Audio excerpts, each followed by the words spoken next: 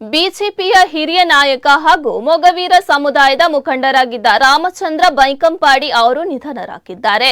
ಕಳೆದ ಕೆಲವು ಸಮಯದಿಂದ ಅನಾರೋಗ್ಯದಿಂದ ಬಳಲುತ್ತಿದ್ದ ಅವರು ಚಿಕಿತ್ಸೆ ಫಲಕಾರಿಯಾಗದೆ ಕೊನೆಯುಸಿರೆಳೆದಿದ್ದಾರೆ.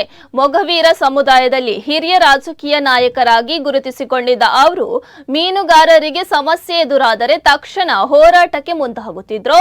ಹಲವು ಜನಪರ ಹೋರಾಟಗಳಲ್ಲಿ ಪಾಲ್ಗೊಂಡ ಅವರು ಸಾಮಾಜಿಕ ಕಳಕಳಿಯುಳ್ಳ ನಾಯಕರೆಂದು ಗುರುತಿಸಿಕೊಂಡಿದ್ರು. ಮಂಗಳೂರಿನ ಪ್ರಮುಖ ರಂಗಕರ್ಮಿ, ಸಾಹಿತಿ ಹಾಗೂ ಸಾಮಾಜಿಕ ಕಾರ್ಯಕರ್ತರಾಗಿದ್ದ ಅವರು ಕರ್ನಾಟಕ ಮೀನುಗಾರಿಕಾ ಅಭಿವೃದ್ಧಿ ನಿಗಮದ ಅಧ್ಯಕ್ಷರಾಗಿಯೂ ಸೇವೆ ಸಲ್ಲಿಸಿದ್ರು.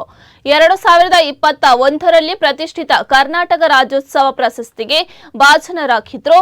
ರಾಜ್ಯ ಬಿಜೆಪಿ ಕಾರ್ಯಕಾರಿ ಸದಸ್ಯರಾಗಿಯೂ ಕಾರ್ಯನಿರ್ವಹಿಸುತ್ತಿದ್ರು.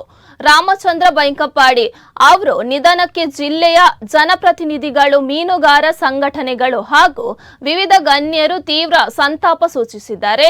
ಕರಾವಳಿಯ ಮೀನುಗಾರರ ಹಿತರಕ್ಷಣೆ ಮತ್ತು ಪರಿಸರ ಕಾಳಜಿಯ ದೃಢ ಧ್ವನಿಯೊಂದನ್ನು ನಾವು ಕಳೆದುಕೊಂಡಿದ್ದೇವೆ ಎಂದು ಗಣ್ಯರು ಕಂಬನಿ ಮಿಡಿದಿದ್ದಾರೆ.